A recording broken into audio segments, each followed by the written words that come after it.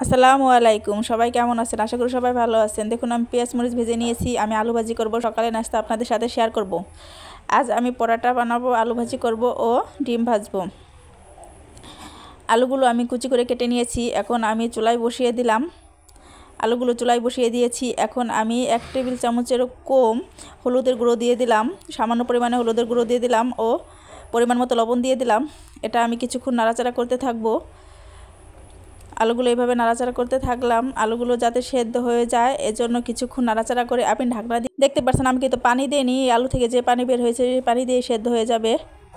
কিছুক্ষণ এভাবে নাড়াচাড়া করে তারপরে ঢাকনা দিয়ে ঢেকে দিব। এখন আমি ঢাকনা দিয়ে কিছুক্ষণ ঢেকে রাখবো।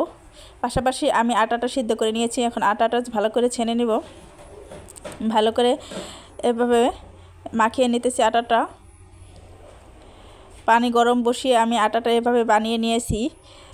আটা বানানো প্রায় শেষ, দেখতে পাচ্ছেন। যেহেতু পরোটা বানাবো, সে আটার ভিতর আমি একটু তেল দিয়ে নিয়েছি হালকা পরিমাণে, যাতে বানানোটা সুন্দর হয়। পরোটা বানানোর প্রস্তুতি চলছে। এভাবে আমি পরোটার মাঝখানে হালকা একটু তেল দিয়ে নিলাম। এভাবে পরোটা ভাজ করে নেব। যারা পরোটা বানাতে পারেন না তারা এভাবে ভাজ করে নেবেন, একবারেই সহজ। আমি কিন্তু তেল ছাড়া পরোটা বানাবো। এভাবে খেতেও খুবই মজার, দারুণ লাগে আর স্বাস্থ্যসম্মত খাবার এটা। পাশাপাশি দেখলাম আলু ভাজি শেষ হয়ে গেছে। আলু ভাজি, এখন আমি ডিম ভাজবো। ফ্রাই প্যানে পেঁয়াজ মরিচ কেটে আমি ডিমটা ভেজে নিচ্ছি। ডিমটা উল্টিয়ে পাল্টিয়ে নিলাম। ডিম ভাজাও শেষ। এখন আমার পরোটা বানানো হয়ে গেছে। এখন পরোটাটা আমি ফ্রাই প্যানে দিয়ে দিব। আমি কিন্তু তেল ছাড়া পরোটা বানাবো, যেহেতু ফ্রাই প্যানে তেল ছিল, মানে ডিমের তেলটা ছিল, তাই একটু তেল হয়ে যাচ্ছে প্রথম পরোটাটা, পরের পরোটা ঠিক হবে।